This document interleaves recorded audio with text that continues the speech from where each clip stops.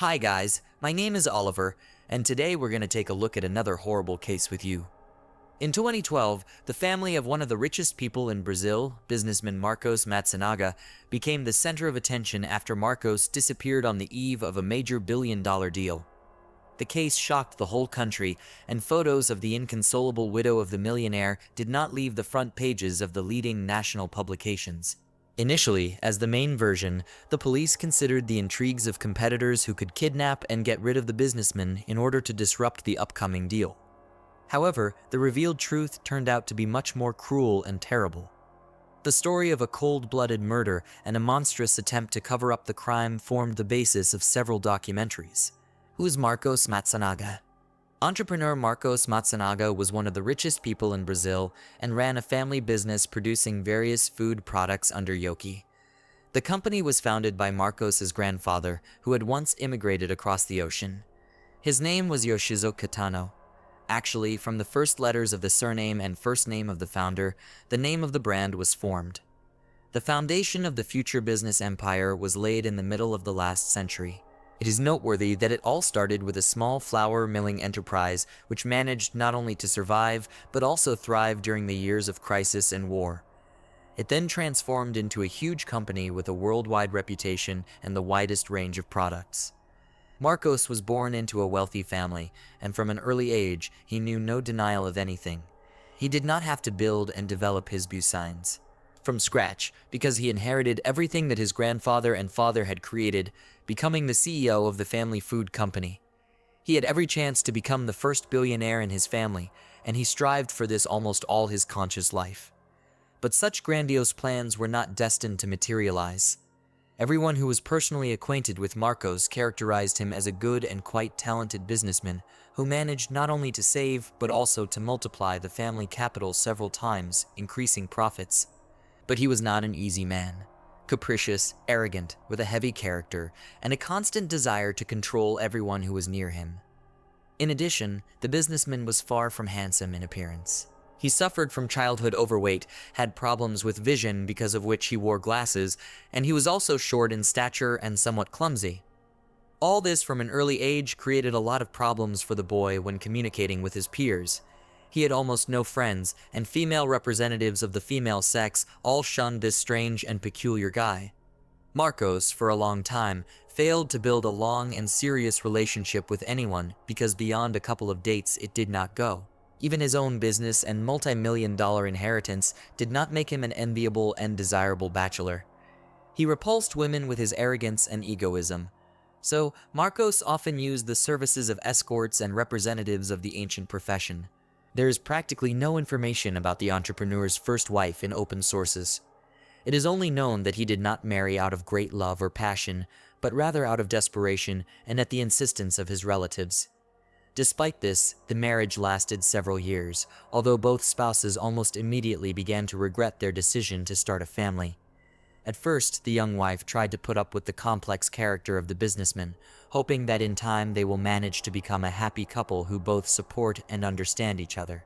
But the young woman was wrong, and over the years, they only increasingly distanced from each other. Also, Marcos constantly cheated on her and did not even try to hide it or somehow justify it. And he looked for mistresses mainly on websites where girls offered intimacy for money. Alice was one of those girls. She was an escort, and her portfolio was available on the relevant platforms. It was there that the businessman noticed a bright, attractive blonde with a beautiful figure and began to regularly invite her on dates, generously paying for them. Alice was 6 years younger than him. She was born and raised in a very poor and dysfunctional family, living in one of the most crime-ridden areas of the city. Alice didn't know her own father. Her mother was a heavy drinker, and she was involved with men who shared her addiction. The girl had a hard and joyless childhood. At a very young age, she was repeatedly beaten, harassed, and abused by her mother's roommates. Barely finished school, Alice literally ran away from home and forever left the neighborhood in which she grew up. The girl took nursing courses, after which she got a job at a hospice. However, she soon realized that caring for dying patients is far from the limit of her dreams and abilities. In addition, the sensitive and vulnerable young woman quickly became attached to people, and the death of each patient perceived as a personal tragedy. A few years later, Alice decided to get a higher education and completely change her occupation. Her choice fell on the law, which she considered a promising occupation, opening in life almost all the doors. She had long been preparing for admission and was able to score the required number of points in the entrance exams, but to pay for her studies from her modest salary as a nurse, she could not. Alice had no one to help her because she had severed all ties with her relatives after she left home. Then young, pretty Alice with a slender figure decided to earn on her external data and registered on a site specializing in the provision of escort services. There, she was helped to create a bright personal page, and soon wealthy men themselves began to show interest in the young blonde. Beauty escorting and providing intimate services brought Alice a good income, allowing her to pay for her studies and fully support herself. But she planned to leave this specific occupation as soon as she got her diploma and got a job in her specialty. During this period, Alice met Marcos, who became one of her regular customers. He was generous with gifts and met regularly with Alice without hiding from anyone. She knew that the businessman was married, but at the time, she couldn't have dreamed that one of the richest men in the country would leave his wife for her. The story of Alice Matsunaga was like a Cinderella tale. A poor girl from a disadvantaged family engaged in providing escort services meets a multimillionaire who soon falls madly in love with her. Marcos literally lost his head, but now it is impossible to say for sure whether Alice herself made efforts to do so. After about 6 months, Marcos realized that he wanted not just to date his new young mistress, but to be with her permanently. He, without a second thought and regret, filed for divorce from his first wife and began to present everyone Alice as his fiancée. For obvious reasons, the businessman did not want anyone to know about how he met his chosen one and what she earned a living. Therefore, the couple came up with a quite ordinary story of a casual acquaintance in a cafe and adhered to this version. Even the closest relatives and few friends of Marcos did not guess anything. However, Alice and the family Matsunaga received not too welcome. The parents of the entrepreneur guessed that this attractive young person put into action all her charm to fall in love with the rich but ugly Marcos, and now she was going to great lengths to pretend that she did not notice his hard character. Nevertheless, when Marcos announced his intention to divorce his first wife and marry Alice, no one strongly objected. The businessman arranged a lavish wedding in the traditional style with a white dress, a large number of guests, and a huge tiered cake. After that, he moved his wife to his huge and luxurious mansion, where she became a full-fledged mistress. Matsunaga had long been known as an avid collector of expensive wines and rare weapons. For wines, in his house was built a huge cellar where the bottles were carefully sorted by year and country. And for weapons, the house had a secret room on the walls of which, from floor to ceiling, flaunted firearms and edged weapons. Marcos was very proud of his collections and was constantly engaged in their replenishment. However, in addition, his house was literally full of antiques, luxury goods, and modern art, which tastelessly hung on the walls and stood literally on all surfaces. Soon after the wedding, the couple decided that they were ready to have an heir. But despite all their efforts, Alice for a long time did not get pregnant naturally. Then the couple decided to resort to the procedure of in vitro fertilization, but even here, success awaited them far from immediately. When their common daughter was born, it seemed that the happiness of the couple now has no limits. The young parents were engaged in the education of the long-awaited baby girl, made plans for the future, and when the girl grew up a little, the whole family began to travel the world, getting acquainted with different cultures and traditions. Their daughter was a real little princess who was brought up in love, care, and luxury. But the couple had one very specific common hobby: hunting large animals. Although it would be more correct to say that it was always a hobby of Marcos, who at different times tried to join it to his chosen women and his first wife. But most women did not just dislike this activity, it frankly repulsed them. The businessman no longer hoped that he would meet someone who would share his passion. Now, many believe that Alice became interested in hunting to win even more favor Marcos and conquer his heart. At first, they visited shooting ranges together, where Alice learned how to handle different types of firearms, and afterward, they went into the woods together to hunt wild animals. Alice felt no pity when she took the lives of animals and treated it as a kind of competition. Either you do it or you don't. Marcos liked this approach, and he liked to watch his wife handle her weapons and stalk her prey. He also taught her how to skin and carve wild boars, deer, and other forest creatures. Together, they skinned them into separated body parts using large knives, special cleavers, and axes. In addition, the family did not have cats or dogs as pets, but poisonous snakes for which special terrariums were built with conditions as close as possible to their natural habitat. It was the realization of another longtime dream of Marcos, who adored snakes, but his first wife did not approve of the idea of having a home terrarium. Alice had really bought Marcos off by sharing his rather strange hobbies. In the spring of 2012, the entrepreneur was preparing to make perhaps the main deal of his life and career, which would make him a billionaire and take his income to a whole new level. He was actively negotiating with several business partners, going to sell the family company and use the proceeds of the huge sum of money to invest in a new profitable business. At home at this time, Matsunaga rarely appeared because he was completely absorbed in work and the realization of his grandiose plans. He and his wife moved into an elite apartment complex located in the business center of the city, not far from the main office of the businessman's company. Marcos was away almost all the time, while his young wife was bored alone in a luxurious apartment with a panoramic view of the city. The businessman's work schedule was scheduled literally by the minute. He was lost in meetings, business meetings, and consultations with specialists. Often, he did not even spend the night at home, but promised his wife that as soon as the deal was done, their lives would be completely changed and transformed. On May 19, 2012, on the eve of the deal for $1 billion, the entrepreneur disappeared without a trace. His wife reported the incident only the next day because she believed that Marcos was at work. According to Alice, in the evening, he was scheduled for a meeting which could last into the night, and early in the morning, her husband was to meet with a business partner, so he took some things, warned that he would most likely spend the night in the office, and then go straight to the deal. When the next day Marcos did not return home and stopped answering his phone, Alice became concerned and reported him missing. The police immediately found out that the entrepreneur did not show up for a meeting in the evening or an important meeting in the morning, which he simply could not miss. In this regard, there was immediately a version that the millionaire was kidnapped and most likely his family would receive ransom demands in the coming hours. But 24 hours passed, then the second, no ransom demands were received, and hopes that Matsunaga was still alive were literally melting before our eyes.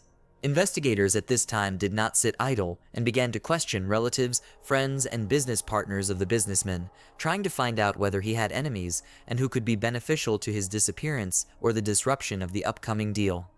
However, despite all efforts, it was not possible to find a specific person or people who might have wished the death of the businessman. He ran his business competently, was able to prioritize and plan his steps ahead, so that his strategic decisions made almost everyone always benefit. A few days later, after taking her little daughter, Alice came to the home of her father-in-law and mother-in-law to tell what she had not dared to tell the police. The young woman, with tears in her eyes, said that her husband had long been cheating on her with a girl named Natasha Villalima and did not hide it.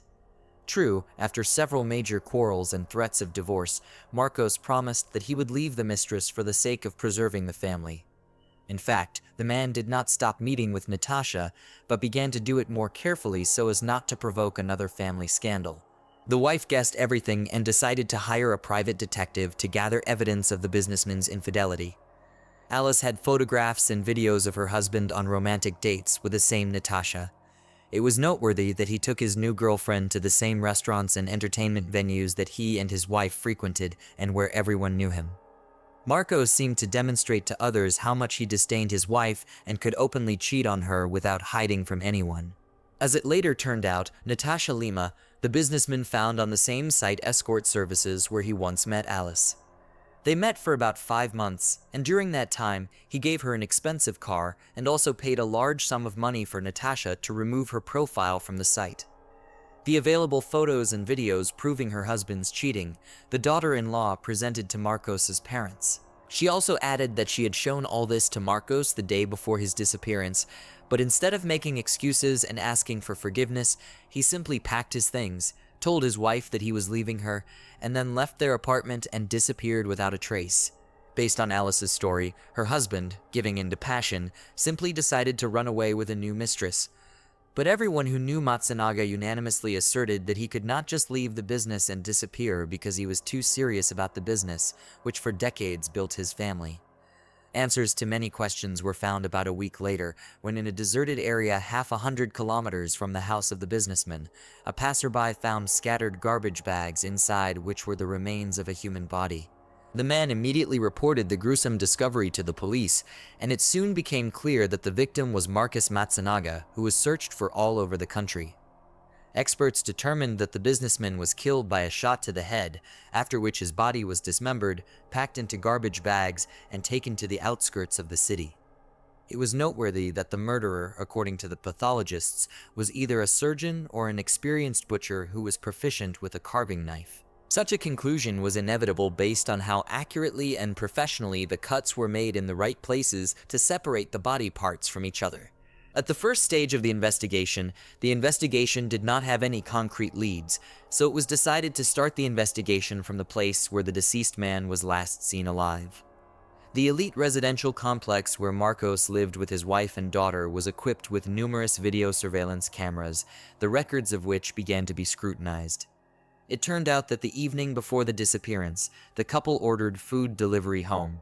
On the recordings of the camera in the elevator, it was seen as Marcos goes down to the first floor and then comes back with boxes of pizza in his hands. He enters his apartment and never leaves it again, not that evening, not at night, and not the next day.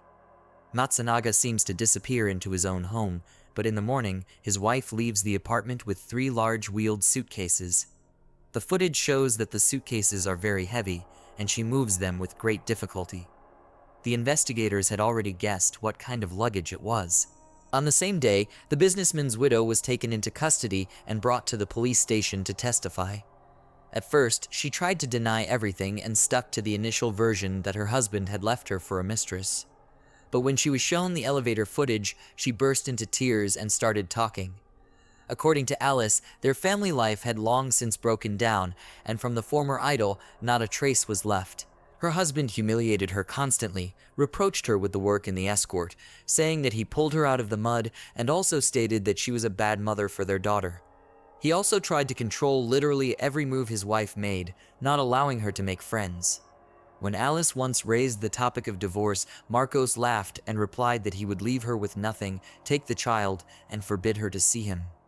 Alice said that on that fateful evening, she showed her husband received from the detective pictures which were captured Marcos with his mistress, but he only made him angry. He slapped his wife, and then, according to her, everything was as if in a fog. Alice does not remember how she got a gun in her hands from which she shot her husband, and later realizing what had happened, she decided to dispose of the body, making it look as if he disappeared without a trace. Alice had experience as a nurse and was familiar with human anatomy, and her husband had taught her how to skin and cut up animal carcasses for which they had the necessary tools at home. All that followed was a matter of technique. While Alice was cutting up and bagging her husband's body, their young daughter was sleeping peacefully in the next room. From the beginning, Alice's testimony raised many doubts and questions. In addition, it soon became clear that the very pictures and videos proving Marcos's cheating, his wife received from the hands of a private detective only on May 20th, that is, after she had killed her husband. Then, as I said, Alice took these photos and videos to the parents of the businessman, saying that Marcos had abandoned her by running away with his mistress. We also managed to find Natasha Lima, who appeared in court as a witness. According to her, Marcos himself wanted a divorce, but frankly afraid of his wife, saying that she was mentally unstable and capable of terrible things. The last time Natasha saw her lover, the day before his disappearance, he complained about the constant scandals in the family and said that after the sale of the company, he was going to move to live in Florida, where he plans to establish a new company. Taking Alice with him was not part of his plans. He was going to divorce her and forget her like a terrible dream. Another terrible discovery was the discovery by experts of blood in the lungs of the dead man, which indicated that Marcos was still alive and trying to breathe when his wife separated his head from the body. This is wild and horrifying.